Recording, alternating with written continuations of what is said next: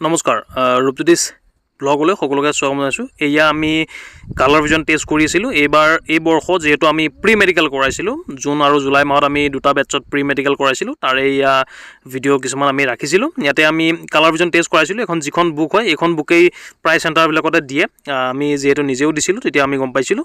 আৰু এনেকৈ আমি মেডিকেলৰ কাৰণে আমি ষ্টাফ যিহেতু ৰাখিছিলোঁ, ব্লাড টেষ্ট, ব্লাডৰ আমাৰ হিমোগ্লোবিন কিমান আছে এইটো চেক কৰিবৰ কাৰণে, আৰু তাৰ কাৰণে আমি চেক কৰিছিলোঁ যাতে কোনো ল'ৰাই যাতে কোনো কাৰণতে মেডিকেলি আনফিট নহয় হিমোগ্লোবিনত, সেইটো দিশত মানে আমি কামটো কৰিছিলোঁ।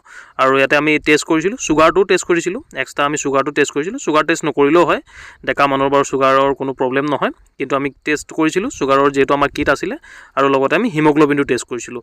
ইয়াৰ কাৰণ এটাই, যাতে নেক্সট আমাৰ জুন জুলাইত যিহেতু আমি কৰাইছিলোঁ, অক্টোবৰৰ পৰা যিহেতু আৰম্ভ হৈছে বা ছেপ্টেম্বৰৰ পৰা যিহেতু আৰম্ভ হৈছে, যাতে কোনো ল'ৰা যদি কিবা অসুবিধা থাকে, যিহেতু হিমোগ্লোবিন একেদিনাই ঠিক কৰিব নোৱাৰি, তাৰ কাৰণে আমি মেডিচিনো দিছোঁ। যদি কাৰোবাৰ অসুবিধা হৈছে তেন্তে তেওঁলোকে মেডিচিন ল'ব পাৰে।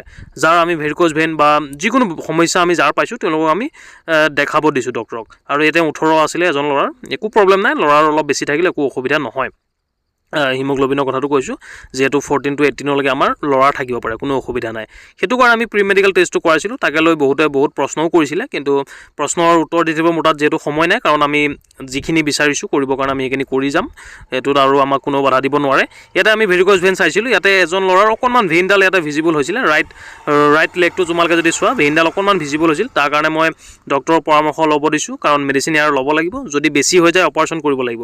ইয়াতে এডাল দেখা পাইছে, তোমালোকে দেখা পাইছা, ৰাইট ছাইডৰ লেগৰ এডাল ভেইন আমি দেখা পাইছিলোঁ। সেইটো কাৰণে তাক কৈছিলোঁ যে ডক্টৰক একবাৰ দেখাই ল'বা, নাৰ্ভৰ ডক্টৰক ভালকৈ দেখাই ল'বা। যদি প্ৰব্লেম হয় তেন্তে মেডিচিন ল'লে ঠিক হৈ যাব, আৰু বেছি প্ৰব্লেম হ'লে according to doctor minor operation কৰিব লাগিব।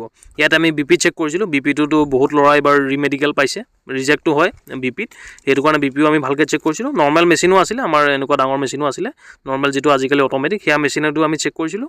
এনেকৈ মেমেও চেক কৰি দিছিলে। যদি কাৰোবাৰ অসুবিধা আছে তেন্তে চেক কৰি আমি দিছিলোঁ, যাৰ সন্দেহ থাকে। আৰু এইবিলাক প্ৰব্লেম যদি আগতীয়াকৈ আমি গম পাওঁ তেন্তে মোটামুটি আমি ঠিক কৰাৰ সময় পাওঁ। সেইটো কাৰণে আমি এই যিটো পদক্ষেপ আমি লৈছিলোঁ, কাৰণ মেক্সিমাম নাম্বাৰ অফ আমাৰ ষ্টুডেণ্ট আমাৰ লগত যিহেতু জড়িত আছিলে, যিমান পাৰোঁ আমি তেওঁলোকৰ সমস্যাখিনি সমাধান কৰিবৰ কাৰণে আমি চেষ্টা কৰিছিলোঁ, যাৰ কাৰণে বহুতে নিজৰ সমস্যা সমাধান কৰিছে। আৰু যোৱা বেটছত গমেই পায় 2023ৰ মেক্সিমাম নাম্বাৰ অফ ল'ৰা আমাৰ তাৰপৰা পাছ কৰিছে। আৰু সেইটো কাৰণে সেই যিটো পদক্ষেপ আমি এইটো কণ্টিনিউ ৰাখিছোঁ। নেক্সট আমি আকৌ কণ্টিনিউ কৰি যাম। যদি কাৰোবাৰ সমস্যা থাকে তেন্তে নিশ্চয়কৈ আমি সমাধান কৰিবৰ কাৰণে চেষ্টা কৰিম। আৰু লগতে আমাৰ যিটো কাম আমি বৰ্তমান কৰি আছোঁ, এইটো আমাৰ চলি থাকিব। অসমত আমি হোজাই যিহেতু কাকি 1 নম্বৰ আমি কামখিনি কৰি আছোঁ, আমাৰ একাডেমি তাতেই আছে। এইটো আমাৰ একাডেমিক ক্লাছৰুম হয়, ইয়াতে আমি এইখিনি কৰাওঁ। আৰু ডেস্ক বেঞ্চখিনি এতিয়া বাহিৰত ৰাখিছোঁ, যেতিয়া ক্লাছ হ'ব ইয়াতে বাহিৰৰ পৰা আমি ভিতৰলৈ লৈ আহিম। সেইটো কাৰণে যদি কাৰোবাৰ সমস্যা থাকে তেন্তে আমাৰ একাডেমিৰ সৈতে যোগাযোগ কৰিব পাৰে। তাৰ ডিটেইল আমি ডেছক্ৰিপশ্যনত দিয়ে থৈছোঁ।